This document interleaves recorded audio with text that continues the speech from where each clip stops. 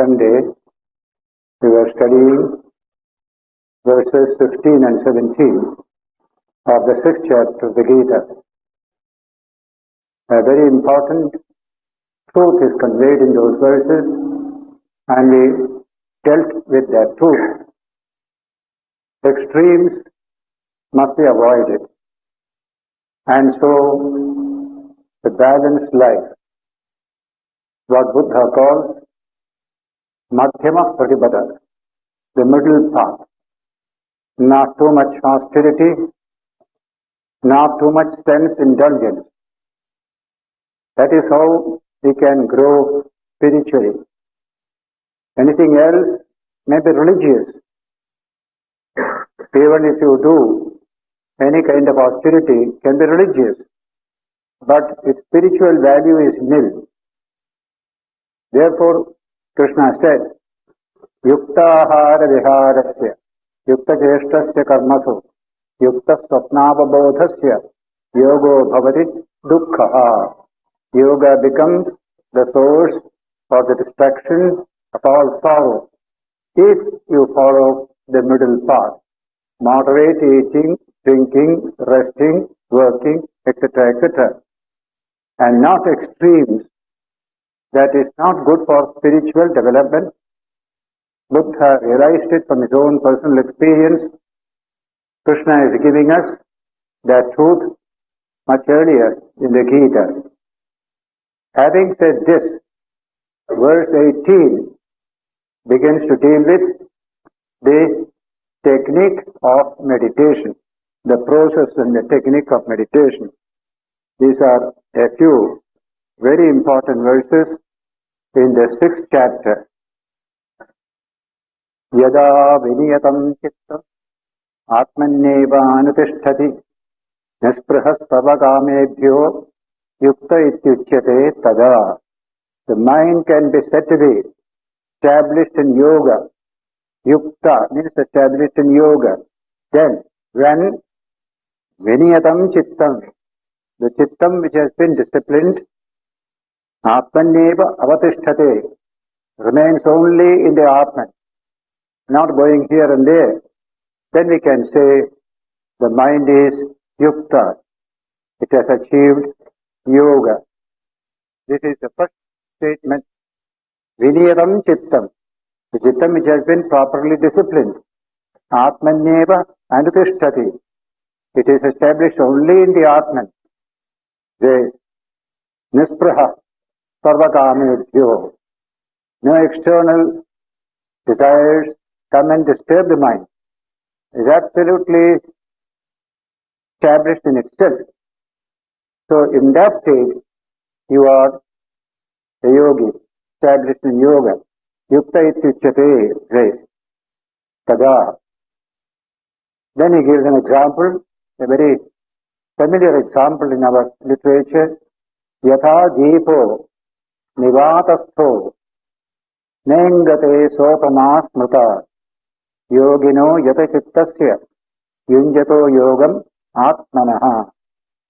As a lamp which is kept in a place free from wind is absolutely steady in its flame. Such is the example of that mind which has become steady without any fluctuation. The yoga state is compared to that state of a flame. Whenever you see the flame moving all the time, because there is wind all around, it is influenced by all those winds. But when it is put in a place, these influences cannot touch it, it becomes absolutely steady. That is the nature of the human mind in the state of yoga. Absolutely steady. It is a very difficult process, long training is needed, and yet it is not unattainable. It has been attained by people, others also can attain. And he will tell in a series of verses the nature of that meditation and the result of that meditation or yoga. Nisprahas savagamebhyo yukta ityuchyate tada. Yatha deepo Nivatastho na ingate. Ingana means this shaking. It doesn't shake. It doesn't flicker. Na ingate. Sa upama smrta. That is a comparison to this state of the mind in yoga. Yogino yatachittasya. The yogi who has disciplined his mind or her mind. Yunjato yogam atmanaha. Performing yoga, practicing yoga. That mind becomes of this nature. Unflickering. Thousand things will flicker the mind all the time. In fact, Patanjali begins his statement on yoga with this very truth. Two states of the human mind, the scattered state and the gathered state. The scattered state is a normal state of life. Mind is scattered in 1,000 things. The gathered state is what you call sleep. We have gathered regularly, quietly, absolutely calm and quiet. But the same gathered state can be of a new type. You deliberately gather it, that's called yoga. That is yoga which he is going to expound in those sutras. Therefore, the gathered state, it requires an effort on the human part. Nature doesn't do it for you. Nature has given you the capacity for it, but you have to do it yourself. Therefore, this kind of unification of the various waves of the mind is what we are expected to do to become truly master of ourselves. When the mind is under perfect control, life is absolutely free. That is why this is needed for everyone. A measure of it. May not have the whole of it, but even a little measure of the control of the mind. Even if an anger arises in my mind, I will be able to dictate that it is rising. I can stop it then and there. A well-controlled mind can do all this. You can feel that anger is rising slowly. It is getting stronger and stronger. These subtle experiences of emotional states, we can easily detect with a trained mind, and we can stop it there before it becomes exploded into the world. Therefore, this is needed for everyone, even day-to-day life also, for happy human relationships, and above all, to realize the truth, to become fulfilled. That is the main purpose of yoga, to realize our own true infinite nature with this mind by proper training and discipline. And the whole of that process is being mentioned here in its technical aspect as yoga. This jnana or meditation is only a chapter in the Gita. Yoga of the Gita is much wider than this yoga of meditation. It's only an accessory of the total yoga of the Gita. Because the yoga of the Gita contains emphasis on day-to-day work, human relationships, so many things. And this meditation is added because it helps you in achieving success in all those spheres. So it's only a part of the total yoga of the Gita, not the whole thing. Some people may not be interested in meditation, but still they can be yogi. As Vivekananda would say, a karma yogi, without the help of any other yoga, can also realize the truth, realize the Atman. It is a path by itself. But it will be helpful if it is accompanied by the training of the mind in meditation. So Krishna adds this into this teaching of the whole yoga of the Gita. That's why this is the 6th chapter, Jnana Yoga chapter. Out of 18 chapters, 1 chapter is given to Jnana Yoga. That is the significance of jnana for spiritual life in general and yoga life of the Gita in particular. And then, yatro paramate chittam niruddham yoga sevaya yatra chaivatmanatmanam atman pashyan atmanitusyati. A series of verses are coming now. when, all these verses begin. When this happens, in the end we'll say, this is going to be the result. So first, yatra uparamate chittam niruddham yoga sevaya. When the chittam or mind becomes inwardly drawn, uparamate, inwardly drawn to itself by the practice of yoga, yoga sevaya, yatra chaiva atman atmanam pashyan atmana tushyati. When by seeing the self in one's own self, you only delight in that self. That is the beautiful expression. By this withdrawing the mind from external things, we are not going to some emptiness there. We are going to the infinite dimension of the divine within, and you find infinite delight in it. When that happens, sukham atyantikam yat buddhigrashyam atindriyam, supreme happiness, atyantikam sukham. You begin to experience that atyantikam sukham, infinite happiness. Yatat buddhigrahyam.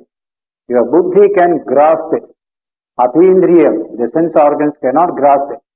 When the buddhi is pure, it can grasp that wonderful joy that comes from the contact with the Atman.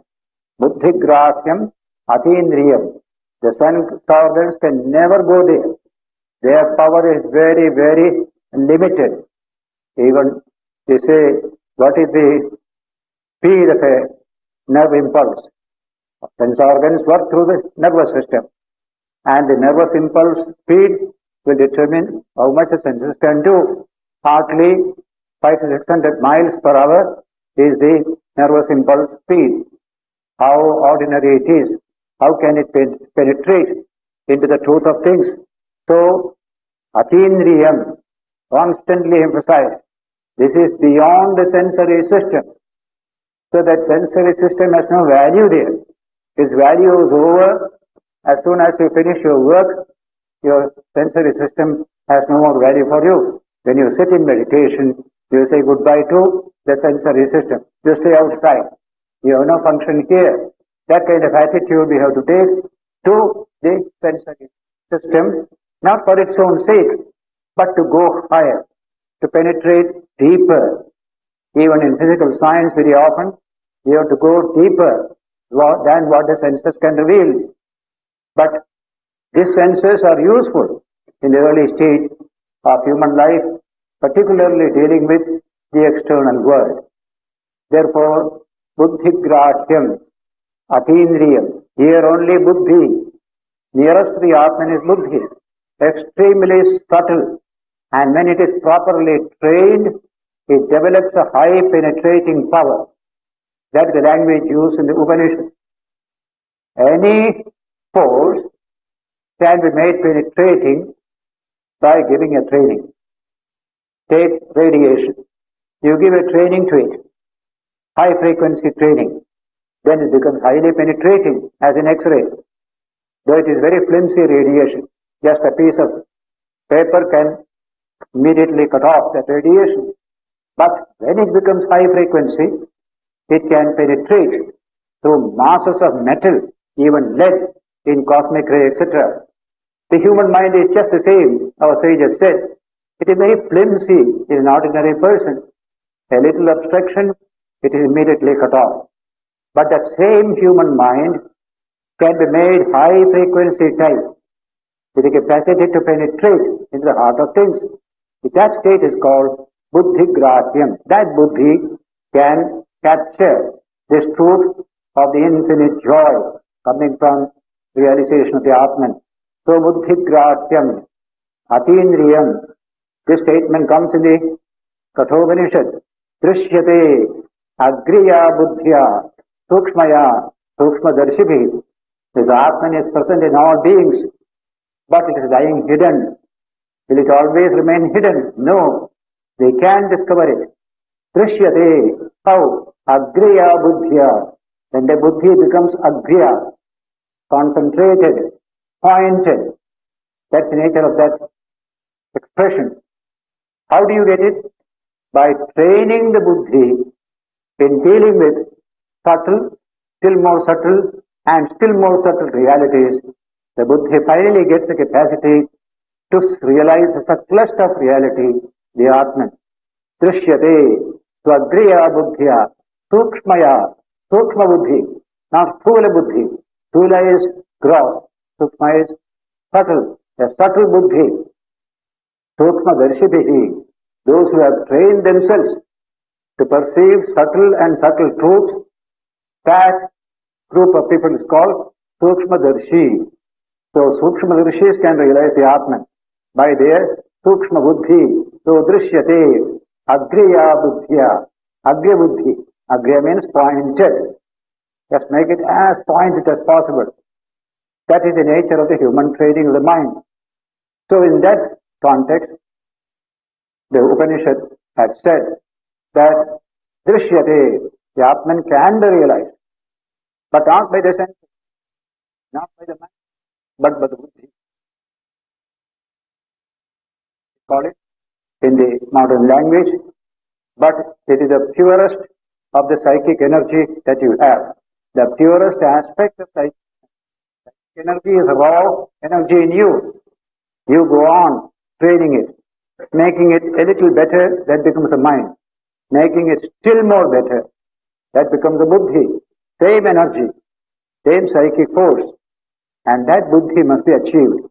In the Gita earlier also we have said, so many times Krishna has said, develop buddhi, develop buddhi. True education is when you develop buddhi, which can discriminate between the real and the unreal and penetrate into the heart of things. That's called buddhi. So buddhi grahyam, atidriyam, vetiyatramachayvayam, sthitaschalati tattvataha. When you realize this, veti yatra, in that state you know this truth, and there, Chayvayam sthitaschalati tattvataha. He says, he never falls down from the state of that truth, the tattva. Now, no kind of taking from that state. Sthitaschalati tattvataha. Na chalati. Mind doesn't fall down from that state of truth. It is fixed on that. That is a state, absolutely steady. Yam ladhva chaparam labham manyate nadhikam tataha. After attaining which, he will never find anything better to achieve. That higher state of joy, you get there. Yam ladhva cha aparam labham, something else to achieve, you don't consider at all. Your mind itself will tell you the highest you have achieved. There is nothing higher than this. Yam ladhva cha aparam labham manyate nadhikam tataha yasmin sthito na dukkhena gurunapi vichalyate. Established in which you are never shaken, even by the heaviest of sorrow. Sorrows can shake us. A little sorrow can shake us. But when you establish the Atman, even the heaviest sorrow will not shake you. That is the expression. Yasmin sthito na dukkhena gurunapi. Heaviest sorrow, dukkha. Vichalyate. You are not shaken. You are steady. Tam vidya. Know that to be dukkha samyoga viyogam. Yoga samyitam. So know that to be known as yoga, which is dukkha samyoga viyoga. The dissociation of the association with pain, with sorrow. See the language. Dukkha samyoga is normal life. We are associated with sorrow. Just a pin pricks on the skin, you get pain. That's called dukkha samyoga. Viyoga. That association is not there. Things happen, but you don't feel, you don't worry. Dukkha samyoga viyogam, yoga sapnitam, known as yoga. Sa nischayena yoktavyo. That must be practiced with great determination.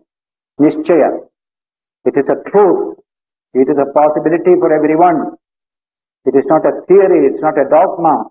It can be done, it can be achieved. So nischayena yoktavyo. It must be practiced with great determination. Yogo anirvidna chetasa, without any kind of depression of mind, steadily, it must be done. We may not achieve it straight away, so we may try to give it up. No, continue. Let it take 100 years. What does it matter? Something worthwhile. Let me continue this wonderful search for my own true nature, my own true dimension. What is that? What is that profound mystery? Let me try to understand it. This is the method by which we try to understand that truth. So here is just a set of verses dealing with this subject. We can achieve it when we work hard for it. Remember that it's not dogma and creed. That's why in India we analyze the whole world of religion scientifically. There are two classifications of religion. One is ethnical classification, the other is scientific classification. Ethnical is Hinduism, Buddhism, Christianity, these are all ethnical classifications. The other is Bhakti Yoga, Raja Yoga, Karma Yoga, Jnana Yoga. These are the scientific classifications. Here Gita deals with the scientific classification of religion, cutting across all these ethnical differences, and therefore this must be assiduously followed. And some results gained in this very life, that is Krishna's exhortation. And now when he says, Sankalpa Prabhavan Sarvan, Tektva Sarvan Asheshataha, Kaman, all the kamas, desires, outgoing cravings, which are the product of Sankalpa, then they must, if they are properly controlled, Sarvan Asheshataha, completely, Manasaiva Indriya Gramam, Viniyamya, Samantataha, all the sense organs are slowly controlled and disciplined through the manas. Manas is the instrument for controlling all the sensory system. Manas itself is a very subtle sense organ. They call it the sixth organ. And yet it has the power to coordinate all the five sense organs. Through the manas, therefore, we gather all the energies of the sensory system. In the Kathopanishad, 3rd chapter, manas is compared to the reins. You have horses, the senses are known as the horses. Body is known as a chariot. And the reins constitute the manas. And buddhi is the charioteer, in whose hands the reins are there. Beautiful combination, buddhi, manas, sensory system, and the body. These are the four. Each one has its own function to perform. Here, the manas is to control the sensory system. The reins are to control the horses. If you want to control the horses, you must have the reins. So that is why it's called control the sensory system through the manas. And the controlling is done by the buddhi. He is the ultimate master. He is the controller of the whole journey, life's journey. That's called buddhi, the charioteer, in the Kathopanishad. Manasaiva Indriya Gramam Viniyamya, Samantataha, from all sides. If there are 5 horses, you only control 3 horses, the 2 are left behind. To itself, that will not do. You must control all the 5 horses. Then only the journey will be comfortable and capable of leading to the end of that journey. And then, Shanai Ruparamet, Buddhya Dhritigritaya, Atmasapstham Manakrutva, Na Kinchidapi Chintaye. Now the exact method of that meditation is described here. Shanai Uparamet. You can't do it all at once. Slowly. Shanai Pantha is a common expression in Sanskrit. Slow is a pantha, is the way. Great things can be done only slowly. Quickly it cannot be done. Those who try to do quickly, they will get into trouble. Either physical trouble or mental trouble. Something will come. So do it slowly. Shanai Uparamet. Buddhya Dhritigritaya. With the will, power, assisted by buddhi, all this energy is held together. Buddhya Dhritigritaya. Atma samstam mana krutva. Make the mind slowly settle in the self. Atma samstam mana krutva. Na kinchidapi chintaye. Don't think of anything else. Don't think of anything else. That is next step. Yato yato nischarati manaschanchalamasthiram tatastato niyametat atmanyeva vasham nayet. The second advice is given, and we all need it. Whenever the mind goes out, yato yato nischarati, manaha, the manas, chanchalam, very fickle, asthiram, never steady, unsteady. When the mind therefore of this nature, you are trying to control, certainly it will not stay there. You put it there, he will run away, like a mischievous child, leaving the mother, running away to the playground, like that the mind does. So, whenever it does so, let it do. That is its nature. But we are going to train it. Yato yato nischarati manas chanchalam asthiram. This manas is chanchalam, asthiram. Therefore, naturally, when you keep it in one place, when next look, then he has already gone up. Manas chanchalam asthiram. Tatastato niyametat. Then and there, bring him back from there. Put him back into the same place. Let him be with the Atman. Atmanyeva vasham nayet. This is a constant tug of war. For a long period it has to go on. There is no other way. But it is controlled by constant practice, which Krishna will say later on, the question of Arjuna. Tatastato nayamedat atmanyeva vasham nayet. He says, the mind has to be trained. It is very difficult to train it. And that will be one of the questions of Arjuna. Our own question, Arjuna is asking on our behalf a little later. Tatastato niyametat atmanyeva vasham nayet. Prashanta manasam jena yoginam sukham uttamam upayati shanta rajasam brahma bhutam akalmasham. Such a yogi, prashanta manasam, whose mind is perfectly calm and tranquil. He has practiced yoga for long. Now the mind has slowly become calmer and calmer. Now it has become perfectly calm. Prashanta manasam jenam yoginam sukham uttamam upayati. Supremely pure happiness comes to him. Uttamam sukham. Various types of happiness you have. But this is uttamam sukham, the best happiness that you can ever have. Eating a nice food is also happiness. But this is quite different. This is uttamam sukham. It is your own. It doesn't depend upon getting something. Come from yourself. Uttamam sukham. Upayati. Shanta rajasam. All rajas has been completely eliminated. What a beautiful thing. Why the mind is disturbed? It is rajasic in nature. The rajas element makes the mind run about here and there. That's meaning of rajas. Tamas element, rajas element, both these make the mind absolutely unfit for high purposes. Very ordinary purpose only can be used. So in this case, rajas element has been eliminated. Shanta rajasam. Nothing to shake it. Nothing to make it jump out as it were. It is the rajasic mind that runs about all the time. So Shanta Rajasam, Brahma Bhutam, it has become one with Brahman, Akalmasham, free from all impurity, the purest mind is of this nature. Sri Ramakrishna will say, pure manas, pure buddhi, pure Atman are one and the same. We use different words for various states of this inner life.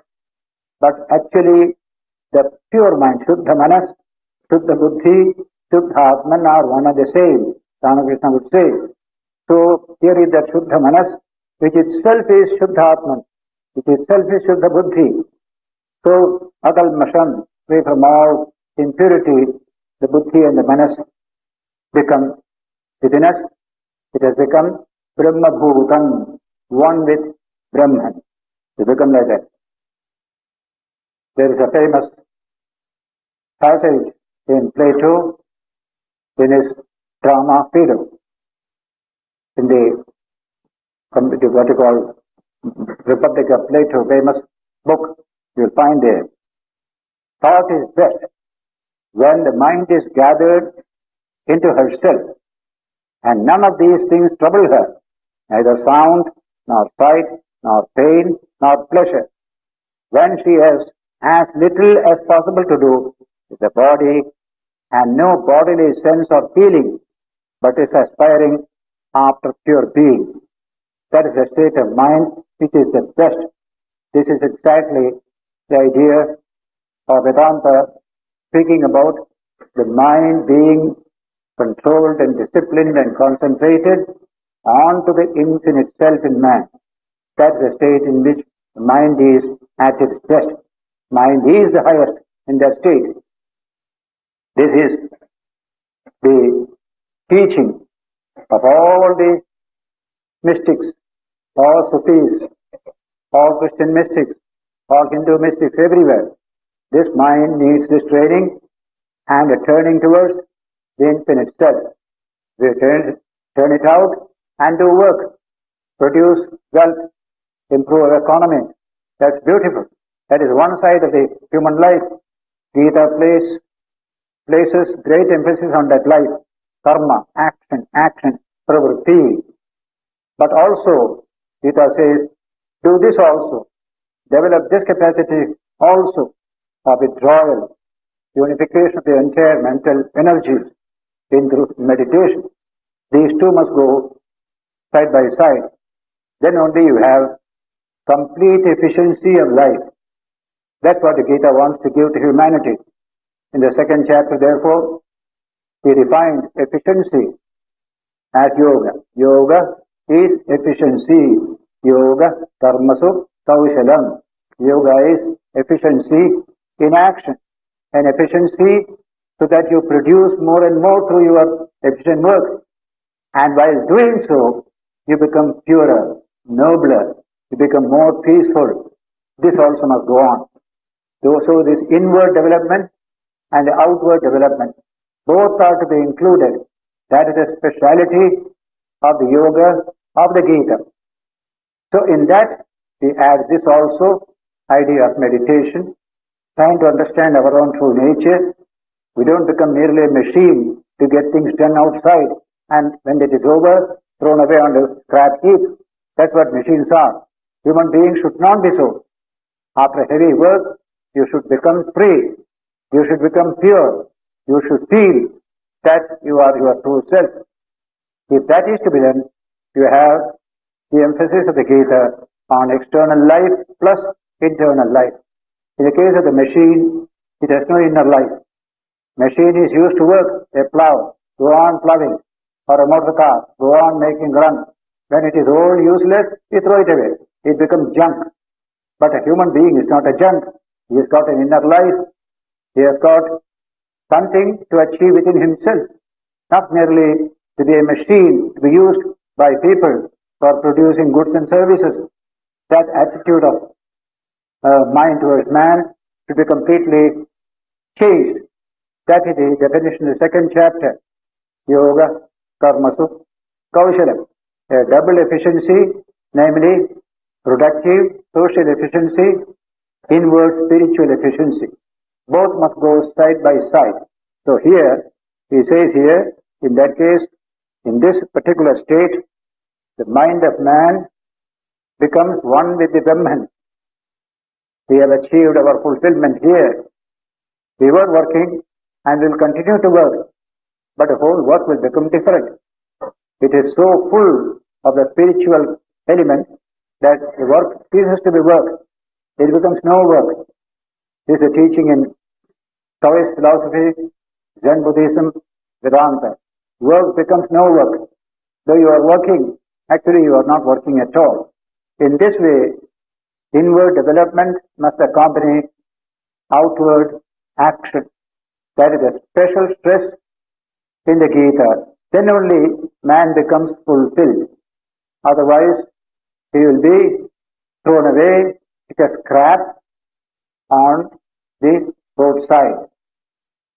That famous sentence of Thomas Wolsey, very interesting sentence, very faithful minister of Edward VIII, King, the Tudor king. He served him well, but finally he rejected him, and he was in great distress. So he had a soliloquy, telling to himself, if I had served my God with the same devotion as I have served my king and country, he would not have deserted me in my old age. That feeling of being deserted, unwanted, thrown on scrap heap, will not come when the yoga of the Gita is understood by people, which includes the inner refinement, inner purity, inner realization, along with work that we do outside. And so, all this sankalpa prabhuvan kaman tektva sarvan asheshdaha manasaiva indriyagramam vinayamya samantataha, from all sides he controlled all the sense organs. Shanai shanai ruparamate. Do it slowly, slowly. When you do it quickly, you are sure to suffer. You are handling energies which, if you don't know how to handle well, they may react on you. That's why many people go off their heads. All sorts of errant behavior people develop. Pathological conditions come because we are dealing with very, very subtle energies within the human system. So, shanai shanai ruparamate. Buddhya dhritikrighitaya atmasartham manakritva na kinchidapi chintaye. Don't think of anything else. Yato yato nischarati manaschanchalamasthiram tathastato niyannetat atmanyeva vashannaye. Whenever the mind goes out, bring it back, gently, gently. That's the way to train the mind. There is no other way. When we see a tiger or a lion and we want to purchase it for our circus, you have to tame that animal. First day you go to tame, so terrible, growling at you. You won't go near even. After 6 months, you can sleep on its back. What has happened? You have tamed that wonderful animal. This mind is just like that. So bad to begin with, later on, it has become a friend sitting by my side. My friend, mind has become my friend. What a beautiful conception. And so, prashanta manasam hyenam yoginam sukham uttamam upayati shantarajasam brahma bhuvatam akalmasham. That yogi gets that supreme happiness by achieving this yoga. Oh, Brahma Bhutam, he becomes one with Brahman, free from all impurity, akalmasha. These are the few verses dealing with this process of inner penetration. Yunjannevam sadatmanam yogi vigata kalmashaha sukhena brahma samsparsham atyantam sukhamashnute. Verse 28 says, a yogi freed from all evils, from all taints, constantly engaging the mind thus, with ease attains infinite bliss of contact with Brahman. The touch of Brahman is a wonderful experience. The touch of the infinite. What a wonderful experience it is. This very mind will get that experience. Brahma Sparsham, he says, Brahma Samsparsham. Sukham, coming from Brahma Samsparsham. The touch of Brahman, a touch of God, a touch of the divine. Devotees can understand this language. Just if you can touch the feet of Krishna once, what a joy it is. Devotees understand that statement. Therefore, this Sukhena Brahma Samsparsham, the touch of Brahman, very happily he achieves Atyantam Sukham Ashnute. He enjoys infinite happiness. By eating a nice meal, we feel happy. Getting a kind word, we feel happy. There are so many occasions they get little happiness. These are all little tidbits of happiness in human life. But consider the ocean of happiness, which is Brahman himself, the infinite ocean of happiness, and we are in touch with that. What must be that state? We cannot make even an imagination of it. But the truth is that many of the books in our tradition have said that every pore of the body you will feel infinite joy when you realize God. Those who have realized God, they have conveyed to us this infinite joy, because God is the essence of joy, the ocean of joy. Ananda Sagara, that's the language we use. So little Ananda we get here is only a little truncated Ananda from that infinite Ananda. And so you give up all these little ones, go to the very source of Ananda, that is God Himself.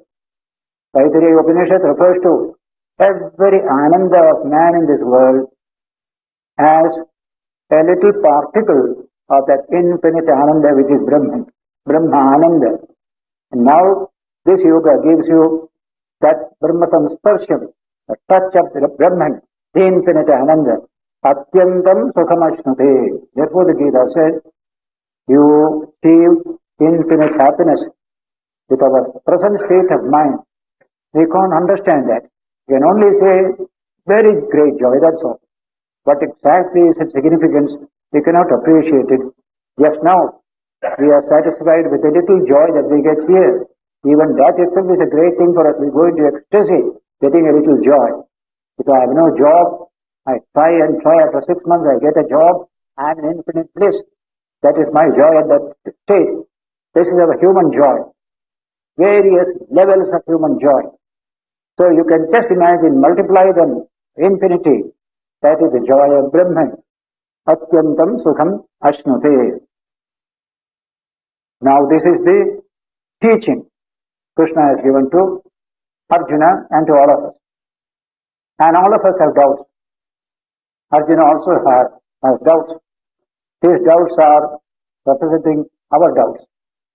So Arjuna is asking a question at this stage. Verse 33 begins with Arjuna's question. Arjuna uvacha yoyam yogastvaya proktaha samyena madhusudana etasya. No. Yes. Very good. Sarvabhutastam atmanam. Verse 29. A few more verses are there before you get Arjuna's question. And those verses are the subject Arjuna takes us for the questioning. Mind becomes calm and steady. You develop a spirit of equality. That kind of tremendous achievement, and you become one with Brahman. That is described in these verses as follow-up of the achievement in yoga. So, in verse 29, Gita says, Sarvabhutastam atmanam sarvabhutani chatmani ikshate yoga yuktatma sarvatra samadarshinaha. That is a high teaching in Vedanta, with the heart concentrated by yoga. Then, with the eye of evenness for all beings, sameness, samatva, samadrishti, evenness. He beholds the self in all things, and all things in the self. To see everything in the Atman, Atman in everything. They are the highest vision Vedanta promises to every human being. Sarvabhutastham atmanam. Sarvabhutani cha atmani. Bhutastham atmanam. Atman in all beings. And all beings in the Atman. Ikshate says, this kind of realization, Yoga Yukta Atma, who has achieved yoga. Yes, mind has become one in the spirit of yoga. Sarvatra Samadarshinaha. He sees everything as one infinite Atman. No high and low, nothing is there. The highest democracy comes here. You are perfectly equal with each other, because the infinite Atman is present in all beings in its infinite fullness, not in fraction. Sarvatra Samadarshinaha. Samadarshitva is a great teaching throughout the Gita. Have Samadarshitva. Our country needs it more than any other country. We have always had this kind of differential looking on things, people. Man gets a little less money, we look down upon him. Little height, we look up to him. This kind of inequality is terrible in our society. This teaching will be a great blessing in the modern age. Sarvatra Samadarshina is a human being. Whether he has less money or more money, why do you worry? That is not the main value of a human being. There is the infinite Atman within him. This teaching must inspire our people to pass from feudalism to true democracy in the socio-political field. A little bit of this jnana of Brahman must come to us in the socio-political field. Then our democracy will be strong and steady. Then Krishna uses the word now, who sees Brahman in all. Now he puts it as an incarnation who sees me in all. Yo mam pashyati sarvatra, sarvam cha mai pashyati. Those who see me in all beings and all beings in me. The incarnation and the divine are one and the same. Krishna and Vishnu are one and the same. He is the incarnation of Vishnu. So see everything in Krishna. That is why he uses the word Yo mam pashyati sarvatra, sarvam cha mai pashyati. They see me in all beings and see all beings in me. Tasyaham na pranashyami. I shall never be dissociated from him, and he will never be dissociated from me. We are always one together. Tasyaham na pranashyami. I never become separated from him, and he never becomes separated from me. Nacha pranashyati. Sarvabhuta sthitam yo mam bhajati ekatvam astitah sarvatha vartamanopi sayogi mai vartate. Sarvabhuta sthitam yo mam. I, who exist in all beings. Krishna exists in all beings. Sarvabhuta sthitam yo mam. Like a thread that runs through all the pearls in a garland, uniting all the pearls into one garland. Similarly, the Lord exists in all of us as the central thread of being. And so, he who knows me like this, Sarvabhutasthritam yo mam, bhajati, those who worship me, ekatvamasthitaha, with that one-pointed devotion, I am one with the divine. That attitude, ekatvamasthitaha, sarvatha vartamanopi, whatever may be his mode of life, he always lives in me. He may be selling something in the market. He may be making shoes there or breaking stones on the road, sitting in the chair of administration. Whatever may be his mode of life, he always lives in me. That is the language. Sarvatha vartamanopi sayogi mai vartate.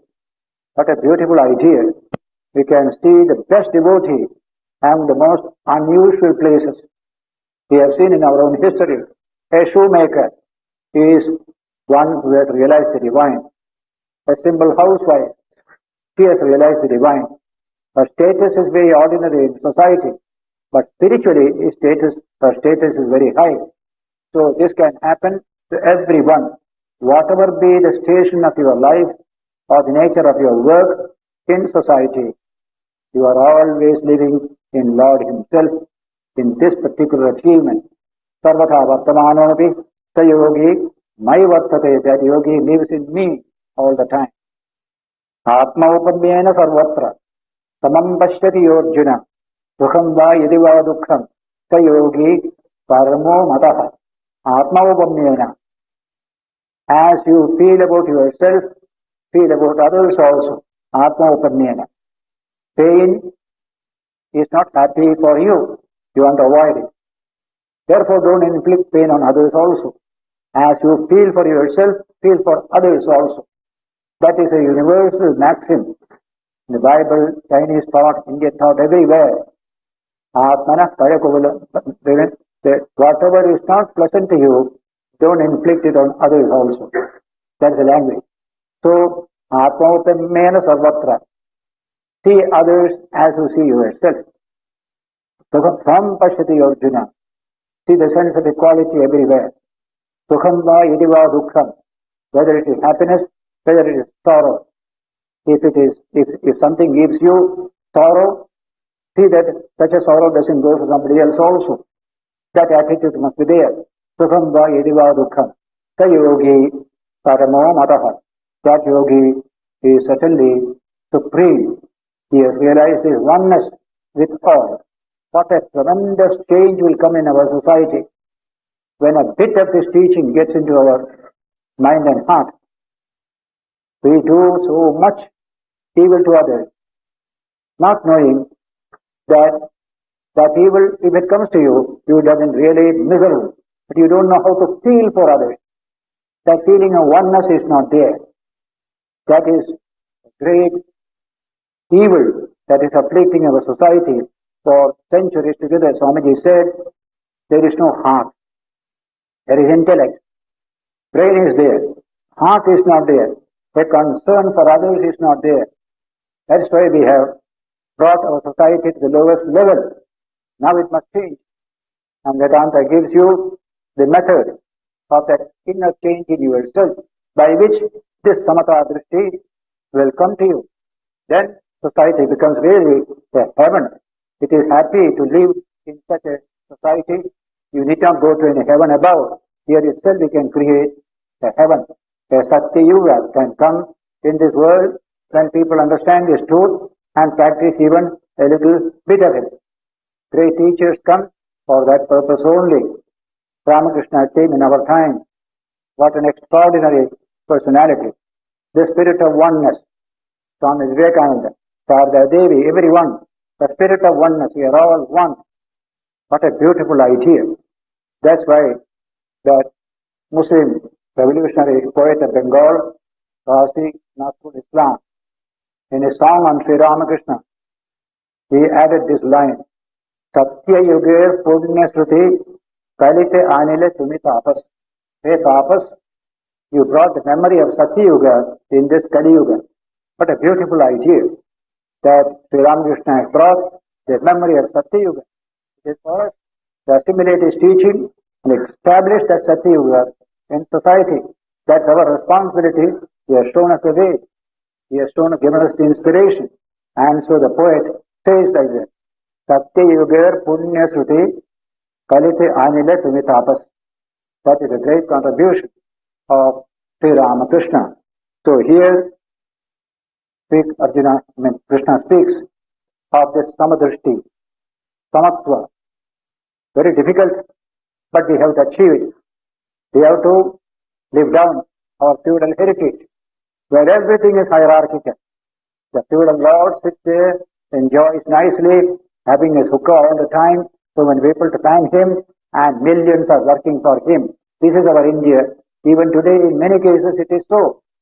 So many people working very hard so that a few, a handful, can live comfortably and happily. That will change. That's the attitude Gita wants to develop in us, and all over the world the same. This samatha drishti, sense of equality. And Arjuna will ask a question.